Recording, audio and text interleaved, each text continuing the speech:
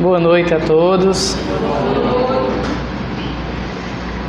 Antes de começarmos a trabalhar o tema, eu queria falar da alegria de estar aqui desde de manhã com todos vocês, com a grande maioria de vocês, participando desse evento que é a primeira jornada espírita de Acari, mas que serve também como confraternização do movimento espírita. Hoje tiveram várias casas que já passaram por aqui, vários confrades espíritas que participaram desse momento.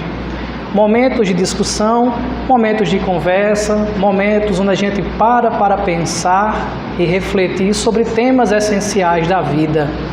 Afinal, o tema que se dá a essa jornada, o sentido da vida, é um tema essencial. E todos nós paramos para nos perguntar: qual o sentido da vida? É uma pergunta filosófica.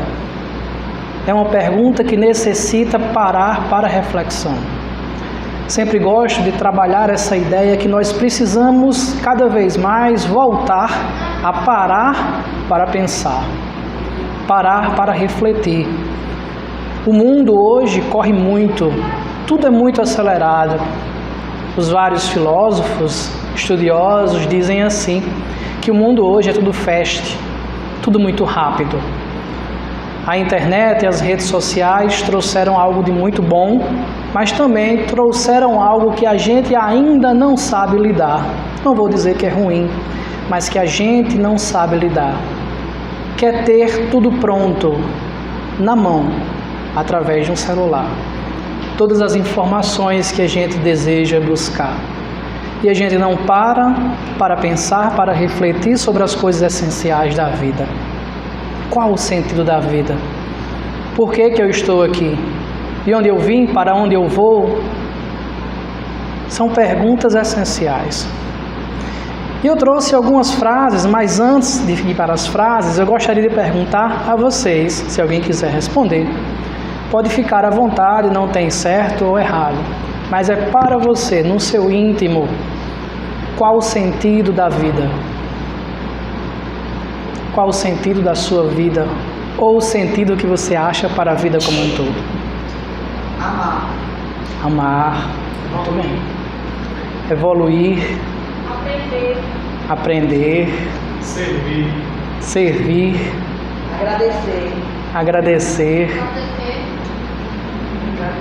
Agradecer. Olha só. Muito bem. Só universitários. Mas realmente esse é o sentido da vida. E o sentido da vida ele pode ser diferente para cada um. Tem um documentário muito bom, o qual eu recomendo a vocês, na internet disponível, chamado Eu Maior. E um dos comentários que tem lá nesse documentário diz que a vida não tem sentido nenhum, mas não é proibido dar-lhe algum. Essa é uma das frases iniciais para as nossas reflexões. Uma outra frase do mesmo documentário vem da monja Cohen. O sentido da vida é viver. A astróloga Bárbara Abramo diz o seguinte: o sentido da vida varia de acordo com a época da vida. O sentido da vida para mim já foi lutar por uma causa, depois foi amar um homem, depois cuidar das filhas, às vezes tudo isto junto, com algo em primeira instância. Mas hoje em dia o sentido da vida ela faz uma pausa, a vida já tem um sentido. É diferente para mim hoje, o viver hoje é o sentido. Richard Simonetti, um palestrante espírita que atualmente já encontra-se desencarnado, mas tem inúmeras palestras no YouTube. É um dos palestrantes que eu admiro bastante. Diz o seguinte, no mesmo documentário. Esse documentário pega um apanhado de várias pessoas, de várias religiões, de várias formas culturais para entender sobre a vida, sobre o eu maior. E Richard Simonetti fala o seguinte: a gente aprende que estamos aqui na Terra com uma finalidade específica que envolveria a nossa evolução. Se alguém me perguntar o que você está fazendo na Terra, a gente aprende que estamos aqui para evoluir, superando as nossas limitações, as nossas dificuldades e problemas de relacionamento. Enfim, crescer espiritual, moral e intelectualmente. Então eu diria que a finalidade da vida, o objetivo da vida, o sentido da vida para mim seria isso: o empenho de evoluir sempre. Divaldo Franco diz que o sentido da vida é amar. O professor Hermógenes utiliza uma frase no mesmo documentário: entrego, confio, aceito e agradeço, que é de uma profundidade filosófica extrema. Entrego, confio, aceito e agradeço. E para mim, o sentido da vida está em viver experiências. Certa feita, conversei junto com o Wesley em minha casa sobre isso, sobre essa nossa visão, que no momento da conversa a gente compartilhou. O sentido da vida, da encarnação, é vivenciar experiências. E é baseado nessa linha de raciocínio que iremos conversar. Mas antes de ir diretamente para esse ponto, eu não poderia deixar de falar, já que a Jornada Espírita de Acari começou em setembro e tem a culminância hoje, sobre um pouco do Setembro Amarelo. Afinal, passamos o dia inteiro conversando sobre a temática da valorização da vida, sobre a prevenção do suicídio. E no cartaz do Setembro Amarelo, lá no site, se vocês procurarem, diz o seguinte: o Setembro Amarelo é uma campanha de conscientização sobre a prevenção do suicídio. No Brasil, foi criado em 2015 pelo CVV, Centro de Valorização da Vida, CFM, que é o Conselho Federal de Medicina, e a Associação Brasileira de Psiquiatria, com a proposta de associar a cor amarela ao mês que marca o Dia Mundial da Prevenção do Suicídio, que acontece em 10 de setembro. A ideia é pintar, iluminar e estampar o amarelo nas mais diversas resoluções, garantindo mais visibilidade à causa. E todos os setores da nossa sociedade participam dessa campanha. Vestir amarelo durante o mês de setembro, usar aquelas fitinhas de amarelo, falar sobre o tema, é na tentativa de quebrar um tabu. Hoje foi muito falado sobre isso, sobre tabu, quebrar um tabu. E o que é um tabu?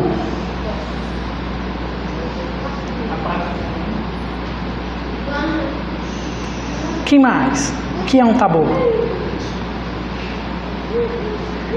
Quando algo é um tabu? Um tabu está relacionado à proibição, à censura, a algo perigoso. Então, dentro da sociedade, existem assuntos que para a sociedade é considerado um tabu, e assim muito pouco falado. Falar sobre sexualidade, sobre aborto, prostituição, drogas, saúde mental é um tabu. Em muitos momentos a gente tem medo. Por exemplo, falar sobre doença mental, já se tem o medo ou o tabu de que a pessoa seja louco. É assim que tratam? Mas praticamente todos nós aqui temos, ou em algum momento da vida, teremos o que é considerado uma doença mental. Quando nós não estamos completamente bem conosco mesmo. Momentos de tristeza profunda seguido de uma depressão. Angústias, ansiedade. Bipolaridade, que hoje é bastante comum se descobrir. Transtornos e traumas dizem respeito às doenças mentais. E na maioria das vezes é tratada como um tabu. Não se fala, não se trata, não se busca. Estava conversando há pouco com Bia, ali na praça, sobre casos comuns dentro da adolescência, de pessoas que entram na depressão porque não têm coragem ou não sabem como falar.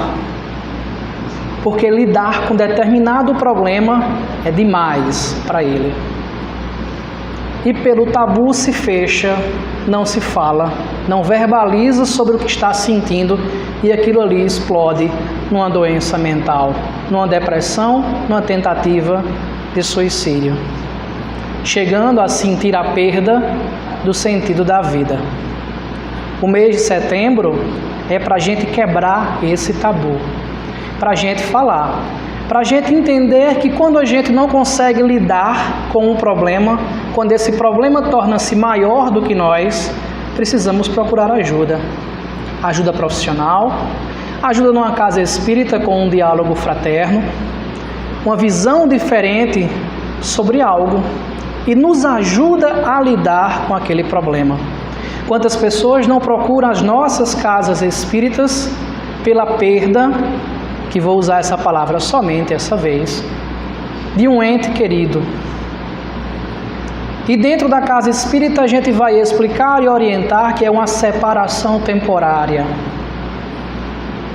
E a pessoa que não conseguia lidar com aquela separação temporária passa a aprender a lidar por uma visão diferente. E assim volta a ter o sentido da vida que tinha sido perdido. Porque naquele momento, para aquela pessoa, o sentido da vida era aquele outro ente querido, o que para ela tinha sido uma perda. Falei pela segunda vez. Mas que na verdade é uma separação temporária. E isso é extremamente consolador. Então, o mês de setembro, a gente precisa falar sobre isso, porque acontece nas diversas camadas da sociedade. Entre nós, na nossa família, no nosso ambiente de trabalho, entre os famosos. Tem uma série no YouTube chamada Não Tá Tudo Bem, mas vai ficar. E nessa série pessoas famosas como Paula Fernandes, Heloísa Perissé, Zizi Posse e Padre Fábio de Mello falam de forma natural que sofrem dessas doenças mentais, que sofrem de depressão, de transtorno bipolar. É importante que eles, como famosos, porque é famosos dentro da nossa sociedade, mostre que isso é natural, que todos nós aqui podemos, em determinados momentos da vida, não saber lidar com um problema e temos a necessidade de procurar ajuda. E precisamos vencer esse preconceito. Preconceito nosso, preconceito da família, preconceito da sociedade. Porque até mesmo na família a gente costuma isolar a pessoa que está com sofrimento psíquico. As famílias às vezes têm vergonha de falar sobre aquele que tem alguma doença mental, que sofre naquele momento da sua saúde mental. E precisa-se acabar esse tabu, para que a gente possa colocar na importância da fala, e para aquele que sofre é uma das coisas mais importantes, ter a oportunidade de falar, de expressar a sua dor, possa ser natural na nossa sociedade. E a gente aprenda, assim, a escutar mais, sem julgar.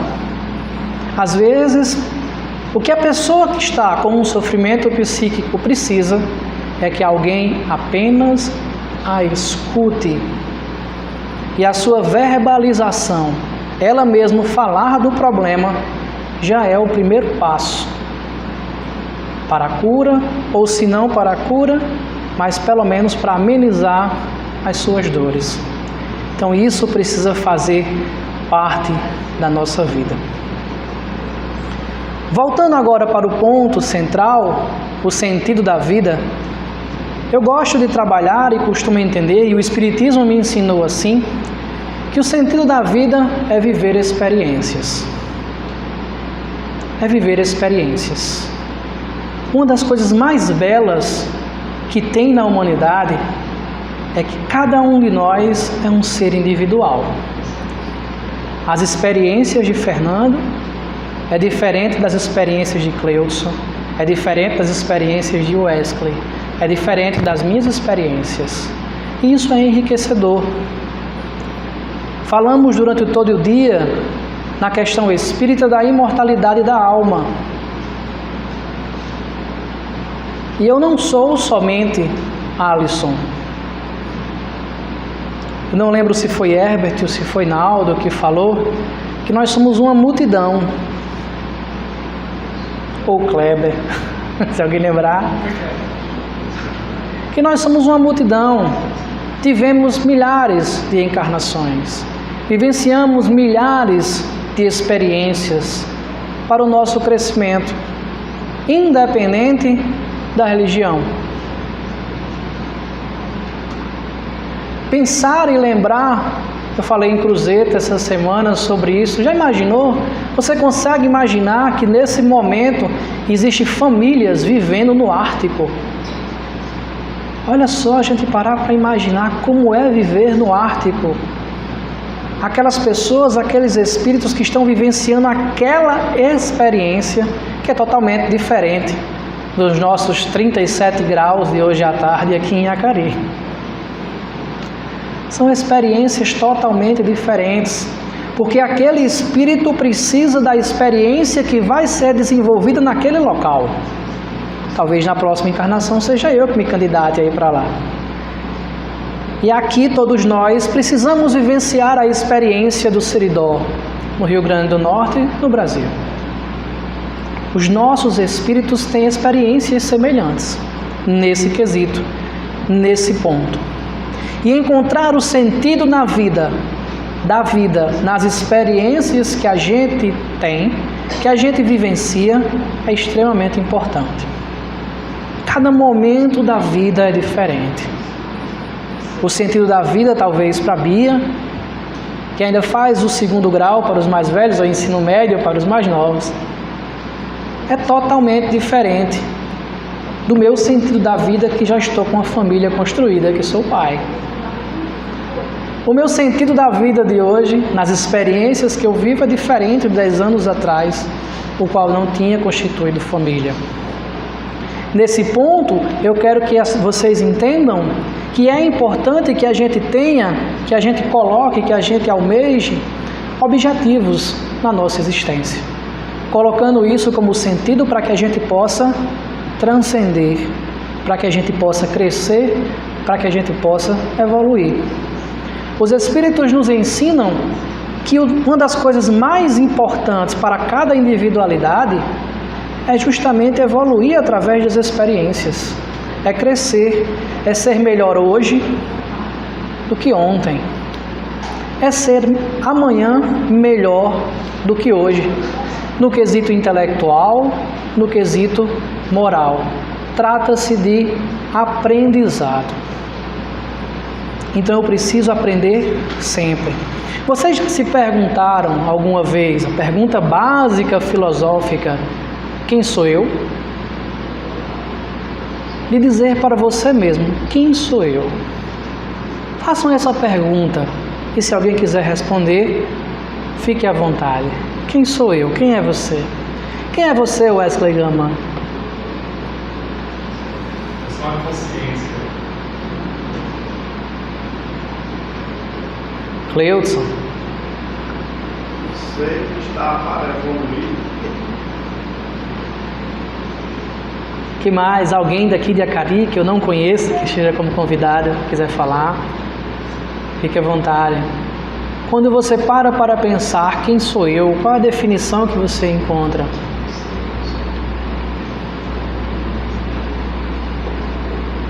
Ser evolução. O ser em evolução. O ser, um ser em evolução. Um espírito imortal vivendo a experiência na carne. Um espírito imortal vivendo a experiência na carne. Quando a gente faz uma pergunta dessa, sem ser numa palestra espírita, geralmente se eu perguntar, Wesley, quem é você? Se fosse fora, em outro canto, perguntando a outra pessoa que não fosse espírita, mas a pessoa acabaria dizendo, meu nome é Wesley Gama, eu tenho tantos anos, sou formado em tal área, trabalho em tal local, tenho um filho que se chama Iago, e assim sucessivamente. Geralmente é assim que as respostas saem. Não é assim? Geralmente as respostas saem assim. Porque a gente não para pensar que é muito além disso.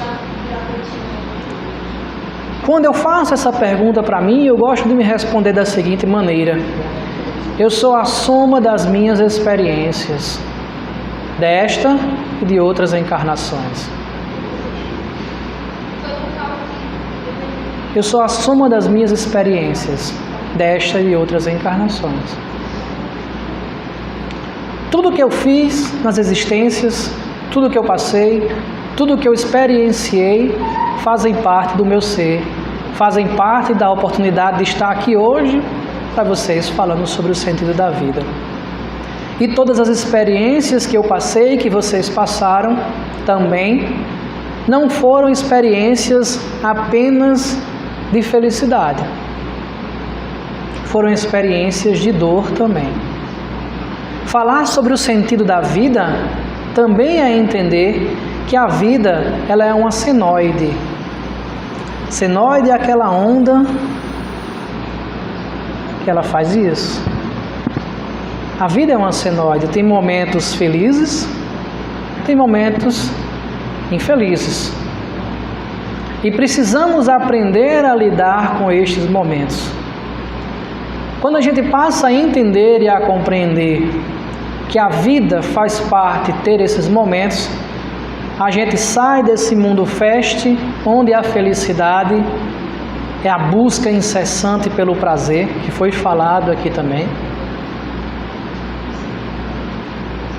como algo que precisa ser vivenciado ao máximo. E que quando chega o momento de dor, quando chega o momento de tristeza, eu quero me separar dele a todo custo.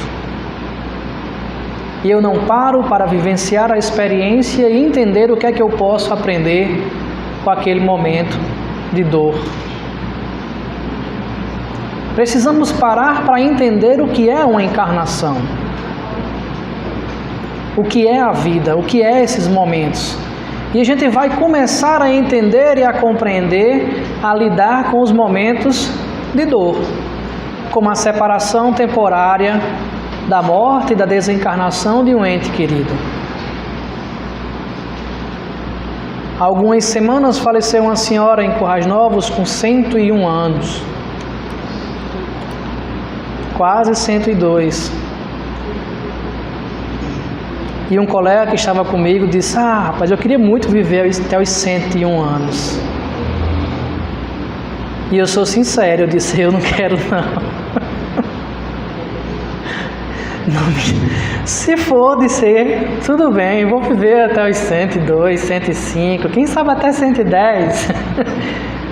Mas se fosse da minha escolha, eu não queria.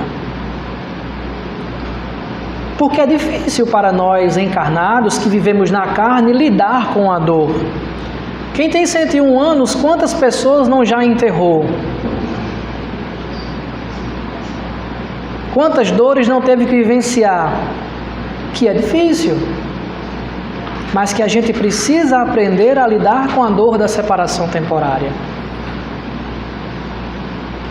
Meu avô desencarnou aos 92 anos e teve algo que ele me falou dentro da sua história que na minha adolescência me chocou, porque na nossa família a gente praticamente quando conversava sobre a vida do meu avô tratava como um romance.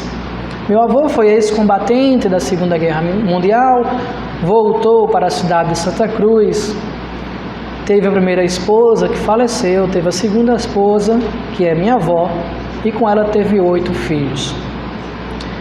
No entanto, a história que me contavam era sempre assim. E uma vez eu fui questionar ao meu avô, e chamei a vida dele de romance. E ele virou para mim, ele era muito calmo, muito tranquilo, é até hoje um exemplo na nossa família. E ele disse com os olhos cheios de lágrimas: meu filho, com a minha primeira esposa eu tive 5 filhos e os 5 morreram. Em seguida ela, primeira esposa, a qual eu amava bastante, faleceu. Depois me casei com sua avó e faleceram mais 5 filhos até se criar, como era a palavra que se usava, no seu pai, que é o mais velho. Depois eu tive mais 7, totalizando 8. Você não sabe o que é a dor de perder 10 filhos e a esposa que ama.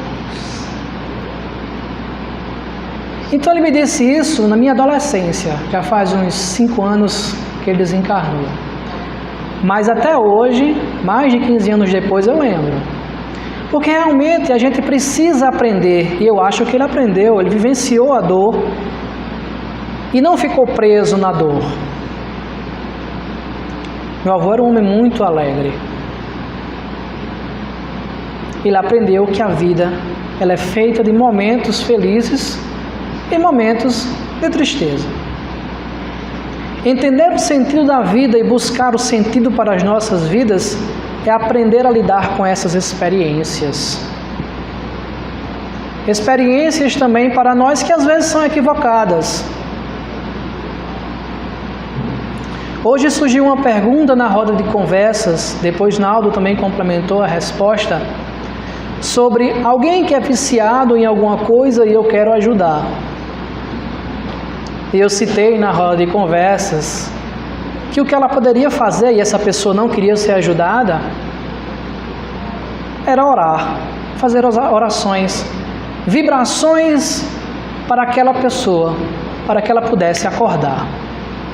E que ela não deveria ir de encontro contra as consciências, impor a ajuda que a outra pessoa não queria. E disse que queria falar um pouco mais sobre isso. Porque as nossas experiências nas nossas demais encarnações e na atual são também feitas de experiências equivocadas. Naldo falou sobre a bebida. Dentro do movimento espírita, ele explanou muito bem como o verdadeiro espírita não deveria ceder ao vício do álcool. Mas naquele momento eu fiquei a pensar também, mas no sentido de quando a gente não quer ser ajudado, a imposição ela se torna um constrangimento. Na minha adolescência eu bebi muito, farriei muito com os meus amigos. E se alguém chegasse para mim e viesse me criticar, eu iria aceitar? Um adolescente rebelde, não iria aceitar. Então precisamos aprender a lidar com essas situações. Talvez um dos maiores erros em qualquer religião, mas vou falar do centro espírita, quando a gente chega na casa espírita, que conhece o espiritismo, que vê o quanto o espiritismo liberta as nossas mentes e faz com que a gente passe a olhar o mundo e a realidade como ela é, nós queremos trazer todo o bairro, não é nem só a família, todo o bairro para a casa espírita, constranger. Acontece também no catolicismo, acontece também no protestantismo. E adianta? Nós temos que respeitar as consciências, as individualidades. O Espiritismo nos ensina a viver, nos ensina a buscar esse sentido da vida, que é a compreensão da realidade. Eu gosto muito de dizer a seguinte frase, já disse várias vezes nas palestras no grupo espírita daqui, que precisamos entender como a vida funciona e como eu funciono. Quando eu passo a entender como a vida funciona, o Espiritismo explica isso de forma muito direta, eu vou entender, por exemplo, que o desencarne ele é natural e que acontece com todos, inclusive comigo. E assim eu passo a trabalhar o medo da morte. Quem aqui tem medo de morrer? Ninguém tem medo de morrer aqui? Opa, já apareceu um ali. Pois é, a maioria das pessoas tem medo de morrer. Porque no fundo tem medo do que acha que é desconhecido. Quando o Espiritismo nos traz, os Espíritos nos trazem a realidade do mundo espiritual e que nós não morremos, apenas deixamos o corpo e a nossa consciência continua, esse medo ele vai se extinguindo naturalmente. Ele vai diminuindo. Então a gente aprende a lidar com a vida. O Espiritismo nos ensina a vivenciar com as dores, por exemplo, de uma doença que chega até nós ou até algum membro da nossa família. Nos ensina que devemos buscar a melhoria, cuidar do corpo, como foi falado à tarde, para que não adentremos num suicídio indireto. Mas nos exemplifica também que a doença faz parte de estarmos encarnados em um corpo e que ela é geralmente causada por um transtorno do espírito. Se o espírito está bem, o corpo dificilmente adoece. Quer um exemplo real? Vocês têm uma raiva hoje, fiquem possessos. Daqui a 2, 3, 4 dias vocês estão gripados ou com alguma outra doença. Ou mesmo mais próximo, a pressão subir. Porque o que começa no espírito, na alma, vai para o corpo. Isso o Espiritismo me ensinou, nos ensinou. E a gente aprende a lidar de forma muito melhor com os momentos difíceis dessa senoide. Passamos a entender que a felicidade, ela é uma experiência e que a dor também é uma experiência. Passamos a entender que a felicidade, aquele momento em si, passa. E por vivermos num mundo de expiação e provas, provavelmente virá alguma dor ou alguma situação mais difícil. E precisamos aprender a lidar com ambas.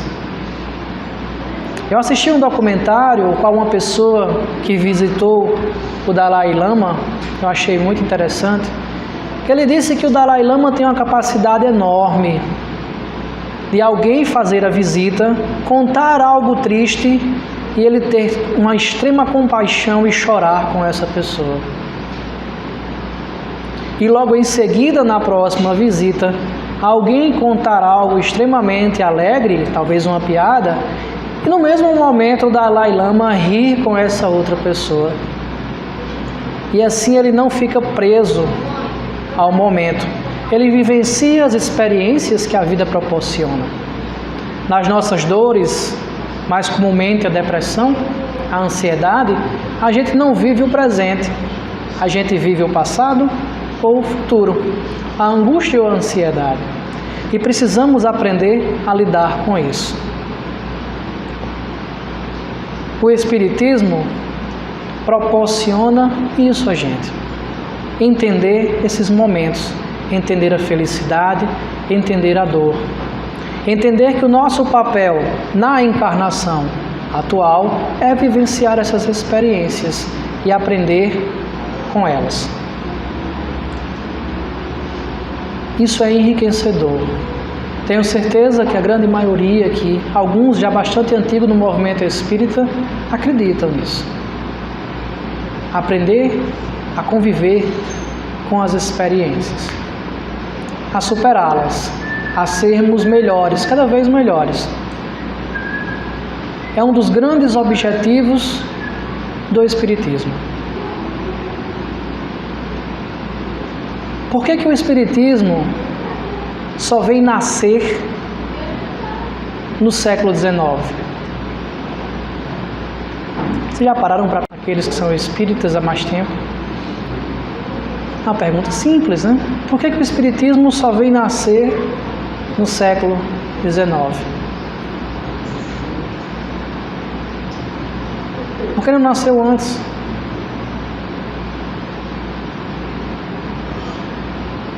As coisas no nosso planeta só acontecem no momento certo. Hoje nós temos cerca de 7 bilhões de pessoas encarnadas, de indivíduos encarnados. E só temos essa quantidade de pessoas no planeta porque a penicilina foi inventada no século passado.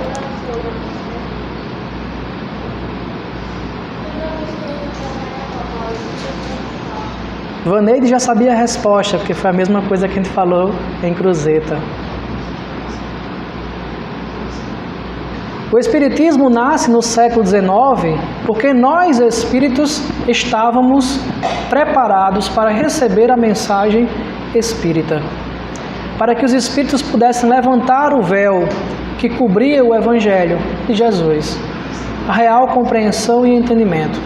E se nós já estamos prontos a compreender e a entender essa doutrina maravilhosa dos Espíritos, o que ela nos traz de benefício, abracemos e procuremos entendê-la, estudá-la, compreender o porquê que estamos aqui, o compreender de onde viemos, o compreender para onde vamos, o compreender que o sentido da vida está em viver, compreender que o sentido da vida continua mesmo nos momentos de dor, compreender a imortalidade da alma, que o suicídio não é solução, que ficar com a dor presa em você não é solução, que precisamos nos irmanar compartilhando a dor um do outro, que precisamos aceitar o outro como ele é. Da mesma forma que eu desejo que me aceitem do jeito que eu sou,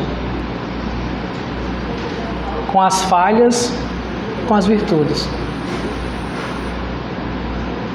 Quando o Espiritismo apresenta você, cada um de você e eu como individualidades, como espíritos imortais que carregam cada um uma experiência gigante, precisamos aprender a admirar um ao outro nas suas experiências. E assim a gente vai compartilhar de forma real as alegrias do outro, ficar feliz quando o outro fica feliz, compartilhar a dor do outro quando o outro sente dor, compartilhar a minha felicidade quando eu estou feliz, compartilhar a minha dor sem críticas quando eu estou com dor. Isso faz uma diferença total no sentido da vida. Fazer a pergunta a si próprio e tentar respondê-la, o que a vida quer de mim, é responder o porquê que eu estou aqui. Durante o dia, usou-se a citação que o espírito está encarcerado no corpo e tem uma ânsia de retornar ao plano espiritual. Precisamos responder o que é que a vida quer de mim. Qual será que foi meu planejamento reencarnatório? Quais são as experiências que a vida me oferece? Qual a forma que eu posso vivenciá-las? O que é que a experiência que me bate à porta contribui para a minha felicidade, contribui para o meu aprendizado, contribui para a minha evolução espiritual? O que é que a vida quer de mim? Vou deixar vocês com essa pergunta e finalizo a exposição. Posso abrir para perguntas, caso vocês desejem fazer perguntas. E uma poesia, um texto, na verdade, de Vanderlei Pereira, Ser Espírita. Ser espírita não é ser nenhum religioso, é ser cristão. Não é ostentar uma crença, é vivenciar a fé sincera. Não é ter uma religião especial, é deter uma grave responsabilidade. Não é superar o próximo, é superar a si mesmo. Não é construir templos de pedra, é transformar o coração em templo eterno. Ser espírita não é apenas aceitar a reencarnação, é compreendê-la como manifestação da justiça divina e caminho natural para a perfeição. Não é só comunicar-se com os espíritos, porque todos indistintamente se comunicam, mesmo sem o saber. Ser espírita não é apenas consumir as obras espíritas para obter conhecimento e cultura. É transformar os livros, suas mensagens, em lições vivas para a própria mudança. Ser sem vivenciar é o mesmo que dizer sem fazer. Ser espírita não é internar-se no centro espírita, fugindo do mundo para não ser tentado. É conviver com todas as situações lá fora, sem alterar-se como espírita, como cristão. O espírita consciente é espírita no templo, em casa, na rua, na fila, ao telefone, sozinho ou no meio da multidão, na alegria e na dor, na saúde e na doença. Ser espírita não é ser diferente, é ser exatamente igual a todos, porque todos são iguais perante Deus. Não é mostrar-se que é bom, é provar a si próprio que se esforça, porque ser bom deve ser um estado normal do homem consciente. Anormal é não ser bom. Ser espírita não é curar ninguém, é contribuir para que alguém trabalhe a sua própria cura.